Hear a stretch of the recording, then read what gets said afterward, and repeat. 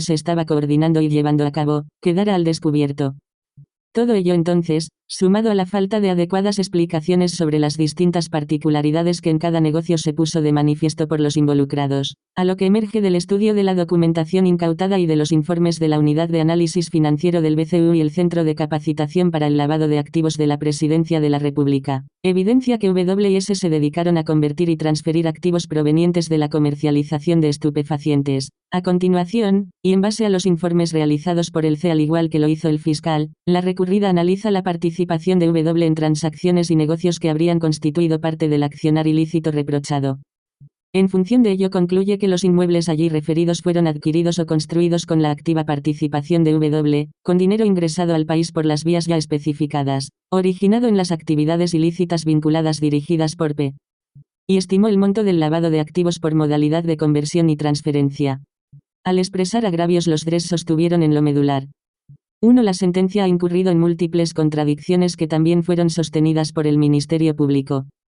A. Se afirma que la manera de operar del procesado en los diferentes ámbitos financieros, inmobiliarios, etc., era la constitución de sociedades anónimas, que se realizaban en su estudio contable, y en la que el presidente era W, con sus hijos, empleados o allegados, y que el dinero que se invertía, proporcionado por S, provenía de P. Ello es falso. No hay prueba al respecto. La única sociedad de S que W integró fue C Sociedad Anónima, no hay otras. Sostiene además que W le compró las acciones de una sociedad a S, G Sociedad Anónima, pero ello ni implica que compartiera con este la misma. Uno compró al otro. B. W creaba sociedades, pero eso no es delito. Nunca le creó una a S ni a P. C. La sentencia habla genéricamente de sociedades y cuentas abiertas en bancos para depositar el dinero proporcionado a S por P, pero omite establecer qué sociedades, qué cuentas, cuáles son los bancos, etc. El error en el que incurre la sentencia es confundir la actividad de S con la de W. D. El acusado nunca negó tener una relación de amistad comercial con S, tampoco este, pero eso no implica que el primero lavara su dinero. W está lejos de aparecer interviniendo en todas las operaciones, con lo que mal podía, como sostiene la sentencia, dirigir e intervenir en toda la operativa criminosa. Citan varios ejemplos de negocios en los que estaba involucrado únicamente S y no aparece W.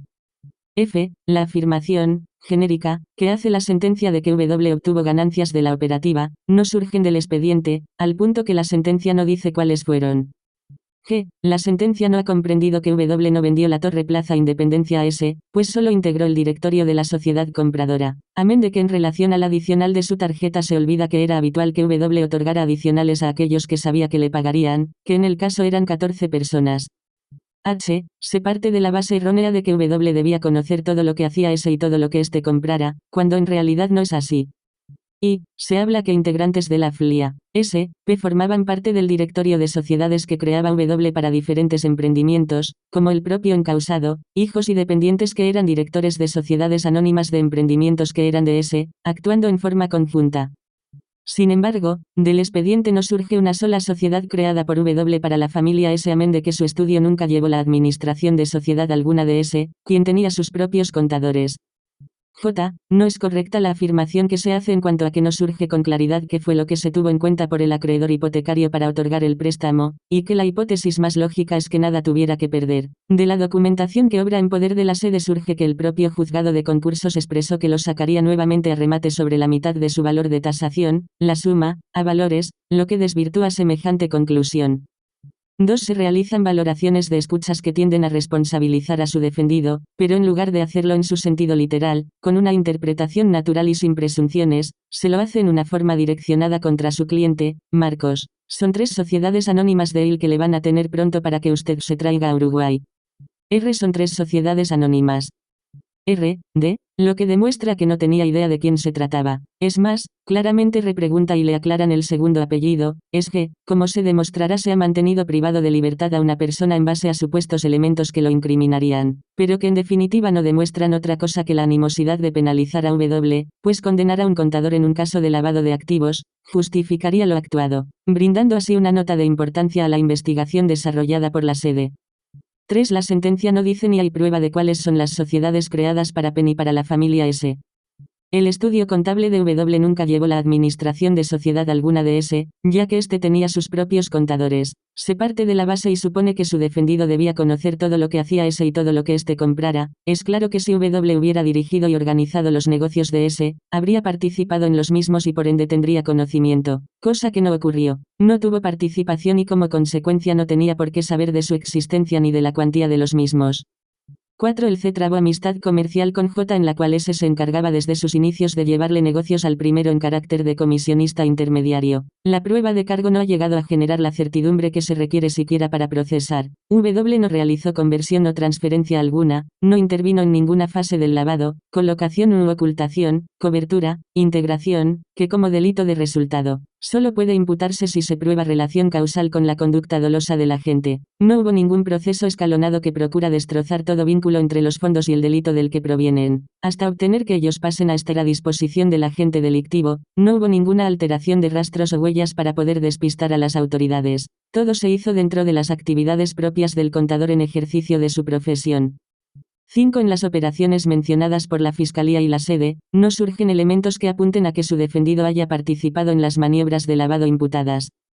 A. Torre Jardín del M. La sede sostiene que se invirtió y que W estuvo presente en toda la operativa de la compra, basándose solamente en las propias declaraciones del acusado, a quien afirmó haberle comentado respecto de la mencionada torre, en la cual la situación era más limpia porque habían solo 6 unidades con compromisos inscriptos y había habido 2 remates frustrados, por lo cual los acreedores privilegiados seguramente venderían sus derechos por muy poco dinero. De ello no puede concluirse que W haya estado en toda la operativa de compra, ni tampoco por haber otorgado a S un préstamo hipotecario que actualmente se encuentra en proceso de ejecución por B.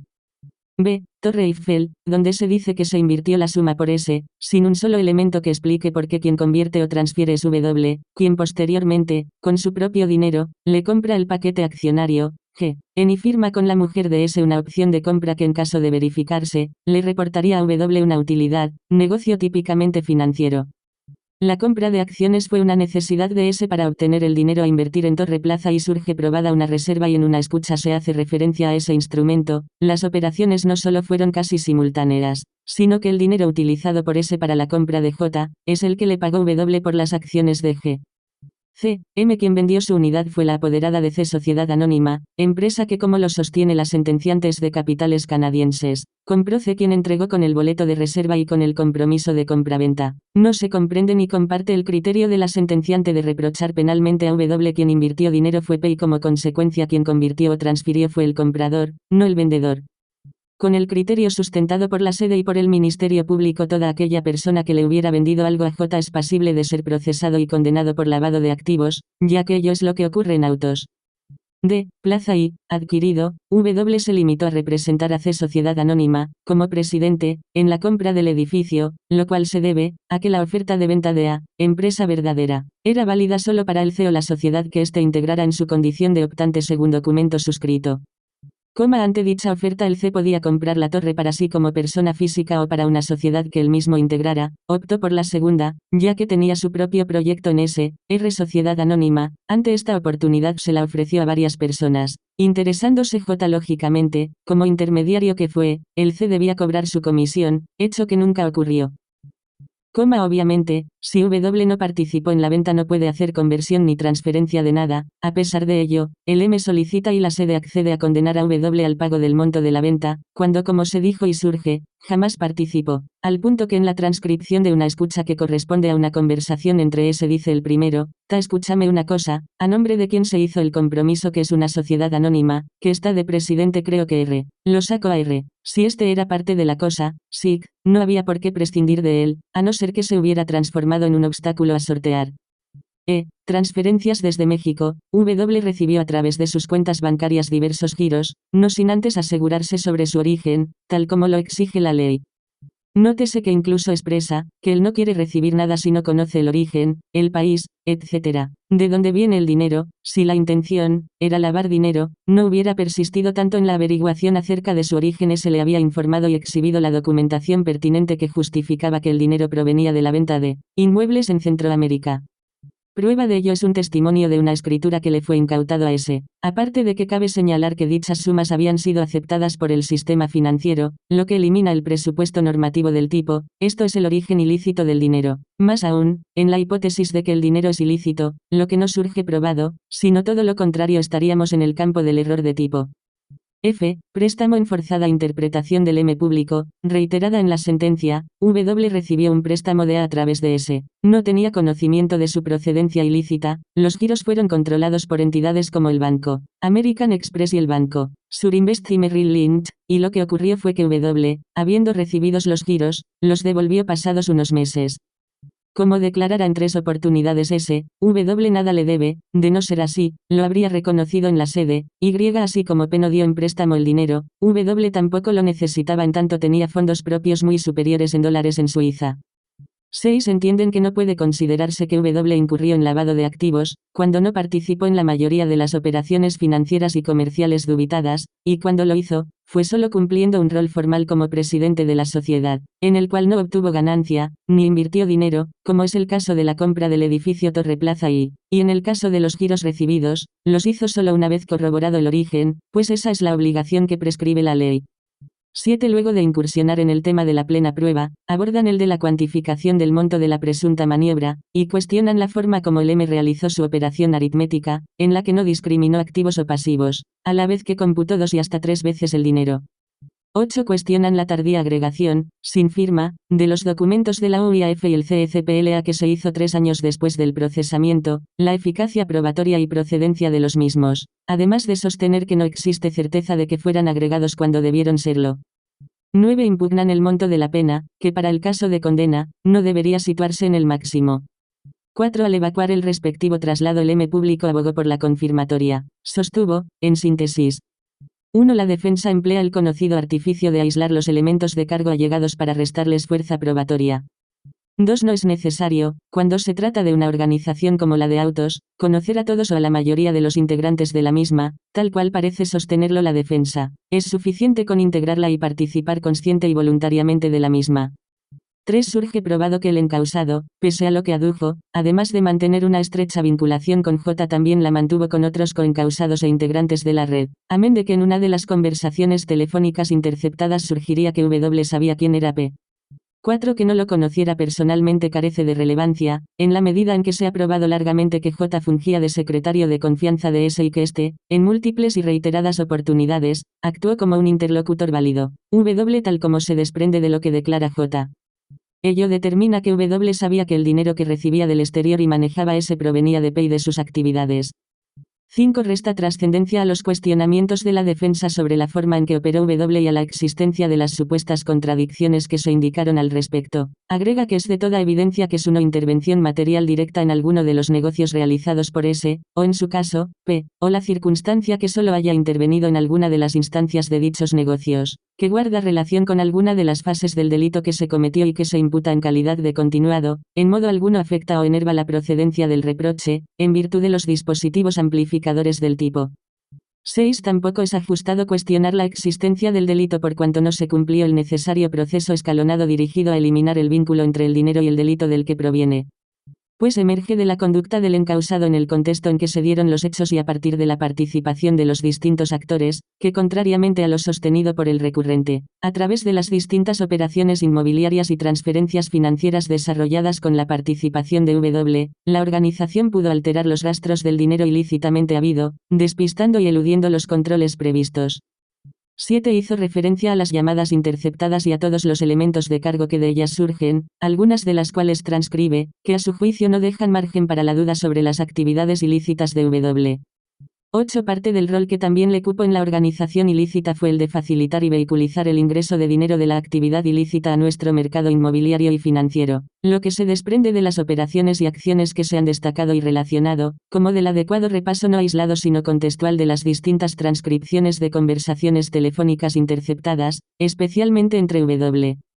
9. En relación al alegado inmueble enajenado en Centroamérica, aparte de que no existe prueba que permita establecer que ese dinero corresponde a la operación que se adujo, lo más sugestivo que de todo ello resulta es que pertenecía a la familia de A.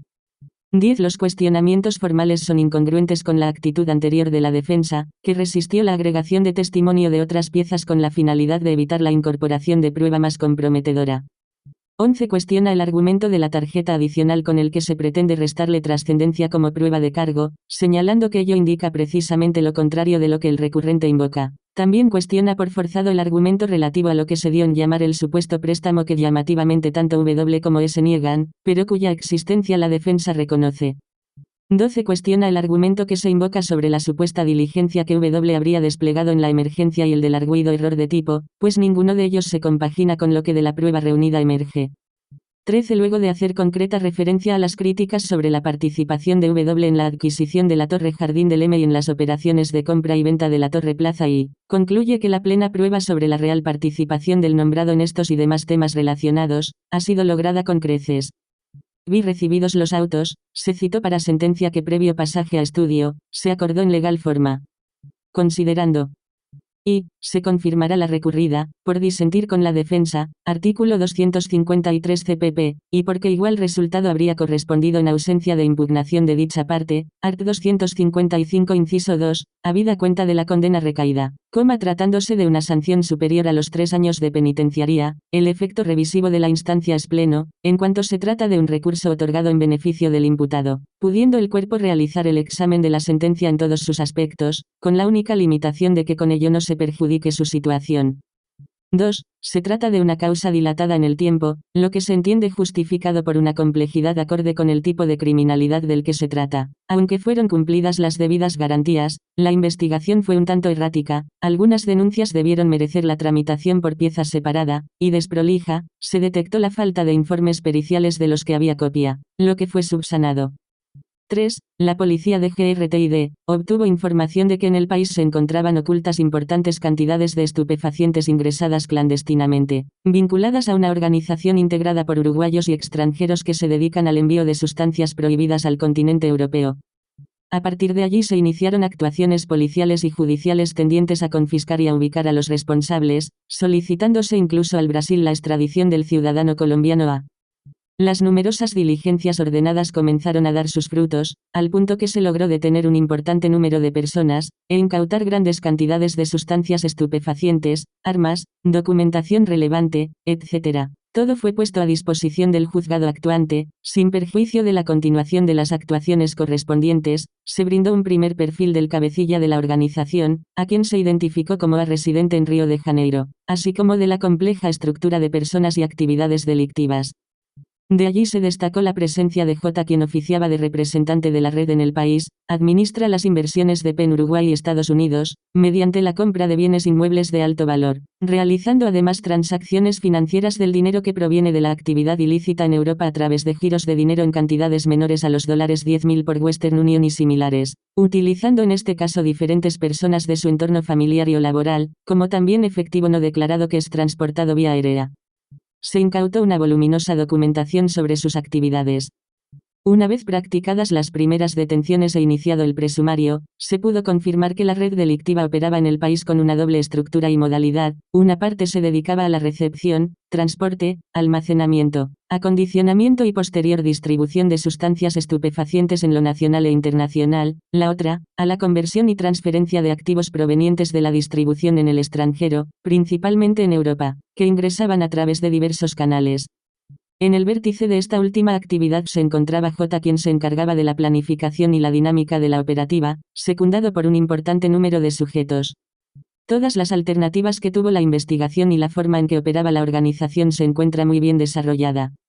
La investigación, Operación Chimed, siguió su curso, y ya capturado W y otros sujetos a la postre también procesados se comenzó a enfocar hacia el apelante, a fin de establecer cuál era si lo había, su vínculo con las operaciones de lavado del grupo, y luego de diversas alternativas W fue procesado por lavado, S representaba los intereses de P en el país, no tanto con relación que la organización había comenzado a ingresar y egresar para su venta en el extranjero, como en el manejo del dinero de esas ventas que en grandes cantidades fluía hacia el Uruguay, y que resultaba imprescindible lavar. A tal efecto, S montó una compleja red integrada por personas cercanas de fidelidad asegurada. Así aparecen ligados a estas actividades, su esposa, su hijo, su secretario, M, y otros sujetos en los cuales tenía plena confianza. Como es habitual en estas organizaciones, además de conocidos y familiares, esta filial tenía que reclutar profesionales destacados para el éxito de la empresa, enmascarar el origen ilícito del dinero, sin perjuicio que las modalidades del lavado no contienen en su núcleo típico ninguna referencia subjetiva, tales como, para ocultar o encubrir el origen ilícito, así las cosas.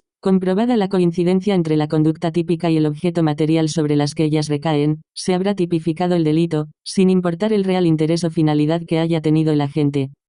En ese marco aparece R además de profesional contador, inversionista y prestamista. Notoriamente, por lo que surge de autos, su actividad evade el campo de asesoramiento y asistencia típica de su profesión e ingresa en la actividad financiera directa integrando directorios en calidad de presidente, en ocasiones siendo titular del paquete accionario y en otras colocando como testaferros a sus hijos cuyas actividades no se encuentran vinculadas a la profesión de su padre, o a empleados del propio estudio.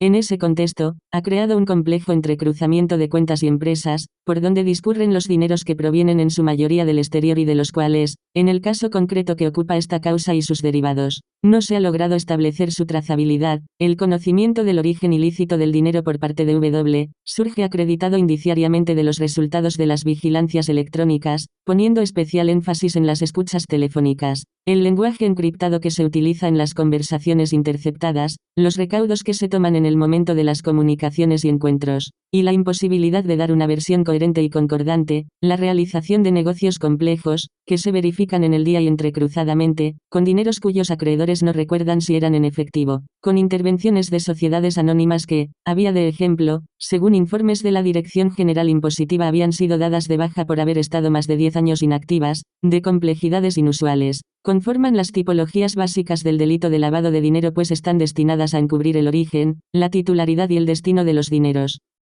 4. No puede discutirse que S tenía con W una estrecha vinculación comercial y fraternal. Se conocieron por intermedio de otro encausado. Lo conozco hace 25 años. Lo conocí cuando él tenía una empresa de demoliciones Polanda a principio de la década del 80. Hace unos 6 o 7 años él me trajo el negocio de comprar derechos de una cantera de balastro en la zona de N. Hicimos ese negocio. Ahí yo contacté a R Contador, a quien también conozco hace 20 años y que coloca plata en hipotecas. Lo llamé para hacer el negocio de intentar que él consiguiera la plata. Siguieron ese.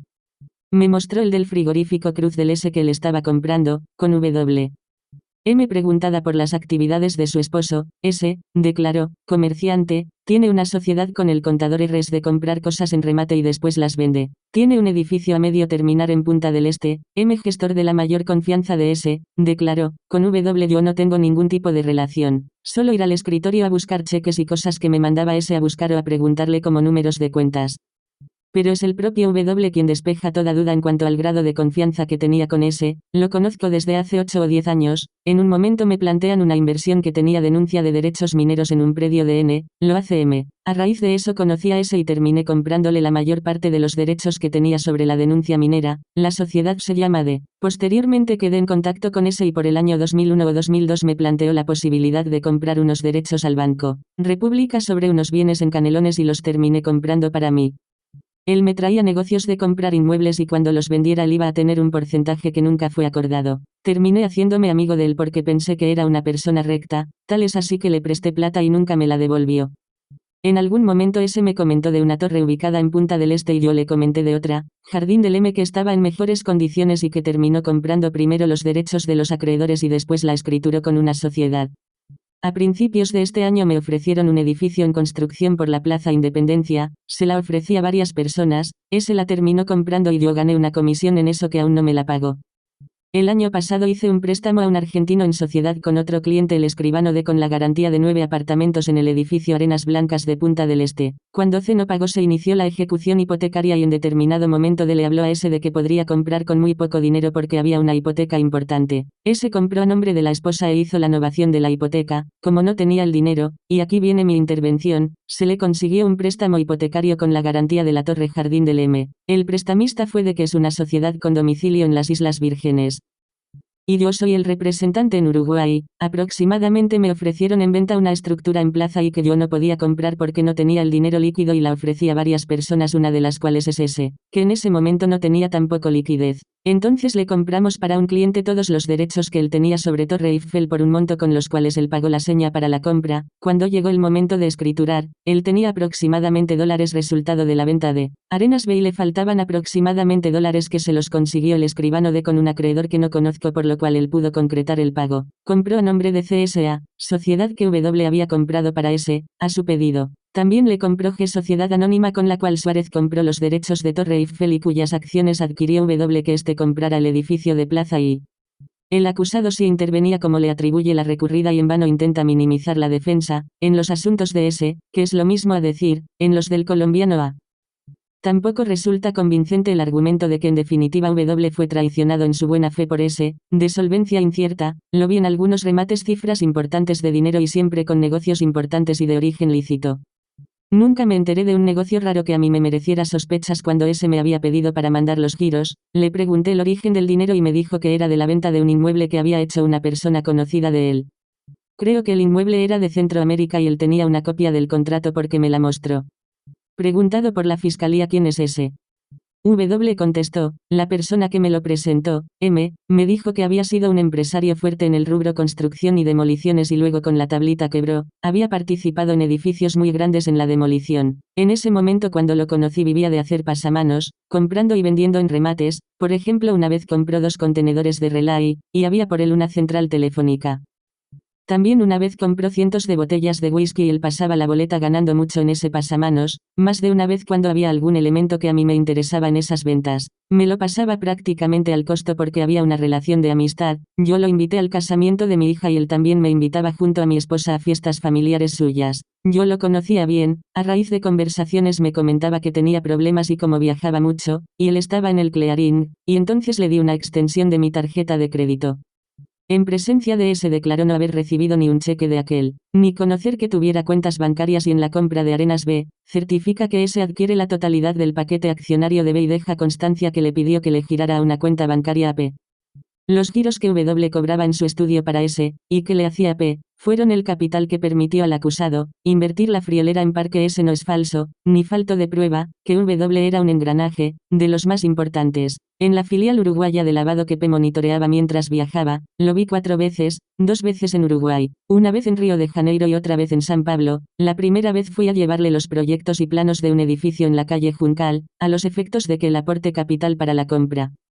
A ese lo conozco desde hace más de 10 años, porque en la esquina donde tengo el negocio había un cambio latino, me lo recomendaron los titulares, M, como cliente, A me lo presentó, no recuerdo con seguridad si C al principio compraba pasajes, no solo para él sino también para su familia, a veces los pasajes eran para él pero los solicitaba generalmente S, la compra se incrementó durante estos 2 o 3 últimos años, no siempre los pasajes eran para ellos, recientemente S solicitó pasaje para su señora esposa y para el hijo, ambos también procesados, se fueron a Miami con reservación de autos, pero ese me dijo que no irían al hotel que les reservé porque no era de la categoría de ellos, ya que iban a recibir gente, que iban por razones de negocios. P al principio compraba para la familia, a veces los pagaba él al contado, o pedía que lo pusiéramos en la cuenta de S.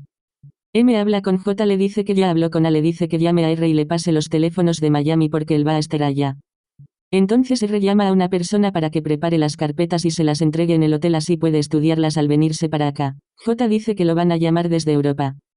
M habla con A, le dice que el contador está en Miami, que el contador W fue 2 veces de una punta a la otra en taxi y que él no preparó nada. A le dice que lo llama, pero que A no tiene eso listo y le pide que avise a R que estará listo la próxima semana, que él mismo le manda a M y que este mande para allá. A le dice que él da el visto bueno de cómo se hacen las cosas. Alex le pregunta por José, M le dice que está en una inspección de aduana, medio complicado, y le dice que todavía no devolvieron 2 depósitos. Que W no conociera a todos los integrantes de la red, en su caso, no tendría relevancia a la hora de decidir su culpabilidad. De todas formas, surge de las conversaciones telefónicas, que W se vinculaba directamente con J y por su trato con S, también sabía de P, como lo corroboran algunas conversaciones donde S lo menciona por su nombre de pila y allí P no le repregunta a quién se refiere. Al no juntarme R los dólares estoy temblando, no nos falta nada A, porque tú me diste toda la plata. El problema es que R, vino, inaudible, con los días de los $500.000 de las Torres Sábato, si nos hubiera devuelto eso no debemos nada. En diversas conversaciones telefónicas se refieren a que este había prestado a R que tenía problemas para devolvérselos ya que estaba a la espera de que le fuera aprobado un importante préstamo con destino a Parque S. A su vez en el estudio de R, caja 3, se ubica hoja en parte computadora y en parte manuscrita sería letra de R, con un detalle de fechas e importes todos los movimientos que aparecen sumados totalizan y los montos se corresponden, con una diferencia en todos los casos, con transferencias recibidas en esas mismas fechas en la cuenta de R en el Banco Surinvest de Montevideo, uno de los importes, corresponde al movimiento. De esos créditos aparecen restadas 3 partidas, el saldo final y correspondería a la parte de las transferencias ordenadas a la cuenta de R que R no le entregó a J y coincide con la deuda mencionada en las escuchas. No se discute la cobranza por W, a través de una sociedad anónima, de los cuantiosos giros de P, de quien S y por lo tanto W, por la confianza existente entre ambos y porque no impresiona ser un hombre ingenuo, incauto, ni distraído. Sabía que se dedicaba a lavar dinero. De ahí que aquí no interesa mayormente si los dineros eran por la venta de inmuebles de P, extremo que no fue probado, ni si efectivamente W devolvió como gusta o prefiere referir la defensa de las escuchas, ni si los distrajo en su emprendimiento personal. Tampoco se aprecia la importancia de probar su participación en todos y cada uno de los pasos en todos y cada uno de los procesos. La Fiscalía dio adecuada respuesta a semejante planteo. Es de toda evidencia, que por la no intervención material directa del encausado en algunos de los negocios, o por la sola intervención en alguna de las instancias de dichos negocios, que guarda relación con alguna de las fases del delito que se cometió y que se imputa en calidad de continuado, ello en modo alguno afecta, y mucho menos, puede enervar, la procedencia del reproche penal. Como primera conclusión, fluye, sin esfuerzo, que la ya destacada como manifiesta estrategia desplegada por la defensa en relación a la presentación en forma aislada y a través de distintos capítulos de los distintos negocios jurídicos y transacciones financieras de los que concretamente tomó parte el C, no resulta procedente, por cuanto, se está ante un claro caso de codelincuencia, dispositivo amplificador de los tipos penales, que cumple una función de complementar la norma que sanciona al autor de la conducta, abarcando en el castigo también a quienes han contribuido como coautores o como cómplices. A pesar de los agravios acerca del contenido de su informe, el exhaustivo análisis que hace el C sobre cada sociedad o inmueble en que la organización decidió invertir seguramente con asesoramiento del propio acusado, y sobre las transferencias o giros de dinero, arroja la variada pero recurrente presencia de W. Que no estuviera en alguna o algunas operaciones, es de absoluta irrelevancia para responsabilizarlo penalmente. Los mencionados informes que la Fiscalía y la ACUO compartieron y reprodujeron parcialmente, cuadros y listados de giros, cambios de directorio y compra de acciones de sociedades anónimas intervinientes en cada operación, amén de la transcripción de las conversaciones interceptadas más sugestivas, disipan toda duda en cuanto a la legitimidad de la condena, al tiempo que dejan sin sustento el agravio sobre pretendida indeterminación de la participación de W. Naturalmente, también carece de trascendencia que los giros remitidos hayan podido superar los controles financieros, a la hora de evaluar la conducta del acusado, cuya intervención aventaba las sospechas del ámbito financiero, sobre su origen, las que seguramente despertaría J. En tan especial contexto la sala no puede más que coincidir con la Fiscalía y la ACUO en su interpretación del comentario de W sobre la inconveniencia de recibir transferencias bancarias de orígenes sospechosos. El representante a una financiera de Islas Caimán. No es acorde con la sana crítica, interpretar como postula enfáticamente la defensa que se trata del comentario propio de un profesional preocupado por no lavar, sino de no ser involucrado en esa actividad. Los controles son referentes al origen del dinero, a la capacidad del dueño del dinero para generar ese monto, la profesión en la cual se encuentra, la clase de negocios que realiza. Eso estaba regido por disposiciones del Banco Central del Uruguay y además por los controles propios del American Express Bank, eran muy estrictos. También trataba fluidamente con su secretario M como surge de las escuchas, métodos que aunque legalmente ordenados por un juez, suponen una fuerte penetración en la intimidad de varias personas, por lapsos prolongados, mecanismos duros pero que son los únicos que pueden permitir, como resulta del caso, efectividad en la actuación policial, a cargo de una Dirección General de Tráfico y judicial, enfrentada a una verdadera red organizada del crimen, que actuaba tanto a nivel nacional como internacional. En el procedimiento más grande ocurrido en la historia del Uruguay en materia de por el cual se procesó a un total de 9 personas, por considerárselas incursas en delitos continuados de lavado en las hipótesis de los artículos 54, 55 y 57 de la Ley 17.016 y que no es otro que la causa madre, no fueron indagados, por lo menos hasta ahora, profesionales universitarios y particularmente escribanos, aunque evidentemente actuaron en compraventa de inmuebles, y posiblemente en la constitución de varias sociedades anónimas a cuyo nombre se ponían los efectos de delito, maniobra con que los sospechosos al parecer intentan ocultar el origen ilícito del dinero, pero sí algunos contadores y un abogado, por su calidad de eventuales asesores técnicos, de los asociados para delinquir. Los profesionales universitarios no tienen por ahora la obligación concreta de efectuar ningún tipo de contralor, del posible blanqueo de dinero que pueda esconderse tras cualquiera de las intervenciones que, dentro de sus profesiones puedan realizar. Sin embargo, como diremos más abajo, es posible que alguna de las tareas que efectúen, por ejemplo como titulares de una inmobiliaria, o como prestamistas de dinero, como asume haberlo sido pueda entrar en alguna de las categorías de los sujetos obligados, en función de ese carácter que reviste su actividad, lo que hace muy sensible la delimitación de razones entre las que debe controlar y aquellas en que tal deber no le es exigible. Esto replantea el delicado problema de los límites de la posición de garante que cualquiera de ellos pueda tener, y que, como es sabido, habilita la imputación por omisión impropia o comisión por omisión. En cuanto a la asistencia y al asesoramiento, tareas propias de todo profesional universitario, debe distinguirse con cuidado las actividades lícitas propias de su profesión, de aquellas que entrarían en la zona de la prohibición, y por lo tanto de la criminalidad. Se deben aplicar las normas generales de interpretación, de modo que una cosa es asistir al cliente o aconsejarle respecto de la mejor instrumentación de su negocio, que es lícito, y otra muy distinta asesorar al lavador, de modo que el elemento subjetivo, el conocimiento y la intención del profesional, será determinante en uno u otro sentido. La posible imputación subjetiva a título de dolo, eventual previsión de un resultado no querido directamente, pero asumido en cuanto dicha previsión no detuvo el accionar del agente, que la ley uruguaya considera un caso de intencionalidad, hace que pueda incriminarse al profesional que, en el ámbito de la duda o la sospecha, igual instrumentó o se prestó a actuar, aún no sabiendo con certeza, pero debiendo haber sabido que se trataba de lavar dinero de procedencia ilícita con su participación.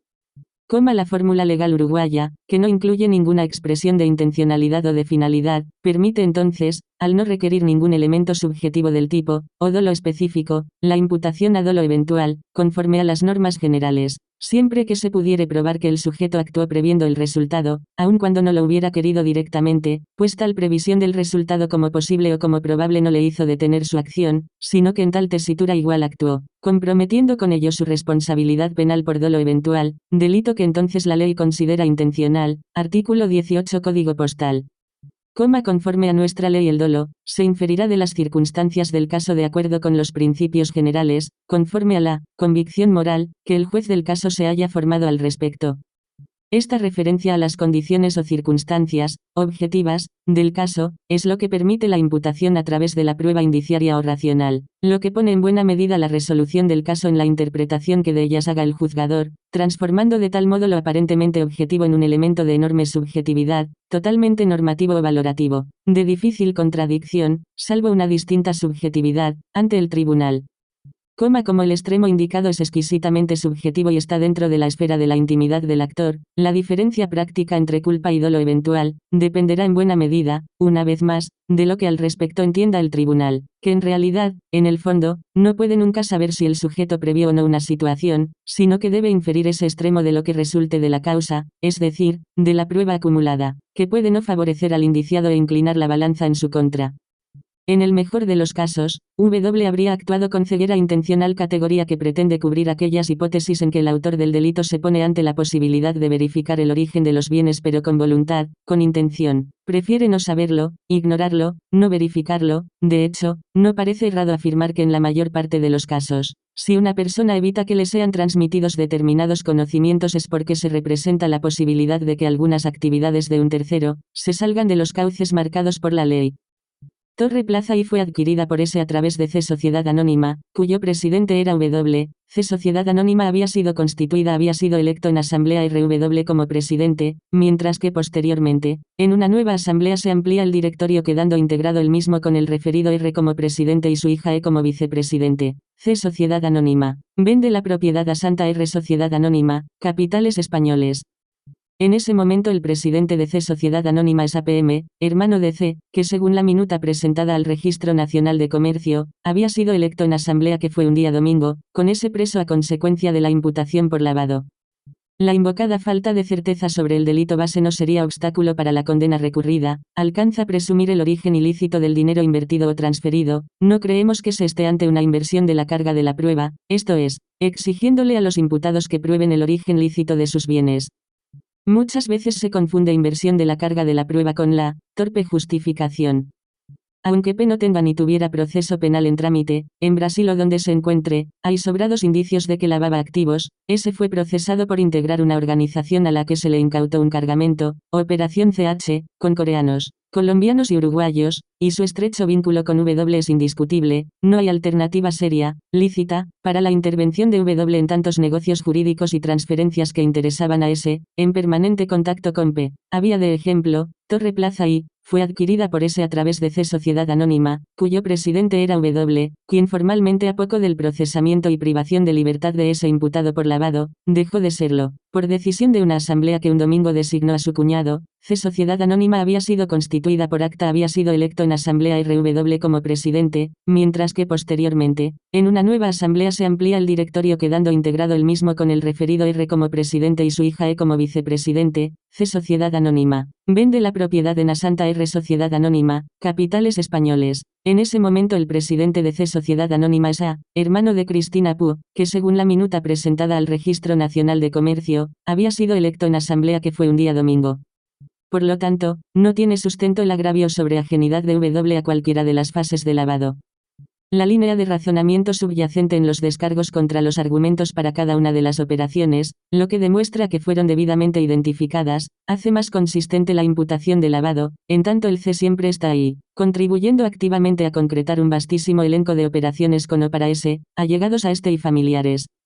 No se exige que el Estado demuestre la ilicitud de cada inversión o giro de una organización criminal dedicada a lavar dinero, ni el grado de participación de cada uno de quienes como W, son sus integrantes. Por otra parte, igual que la receptación, el lavado de activos ha ido paulatinamente autonomizándose de su figura madre, el encubrimiento. El último episodio de ese proceso lo constituye el artículo 13 de la Ley No. 17.835 que elevó el guarismo mínimo de la pena en los arts. 54 y 55 a 2 años de penitenciaría, con el propósito de tornar inescarcelable la figura. Esta disposición determina que en estos casos el delito de blanqueo tendrá en muchas ocasiones una pena superior al delito subyacente. Las legislaciones que todavía consideran al lavado de activos como una modalidad de encubrimiento conservan el principio de accesoriedad o proporcionalidad de la pena. Con esta disposición asistimos al definitivo proceso de desprendimiento del lavado de activos por lo menos de los tipos penales previstos en los arts. 54 y 55 del encubrimiento. La independencia típica entre el lavado de dinero y el delito antecedente hace que no sea exigible para perseguir el lavado de dinero la prueba cabal del delito antecedente.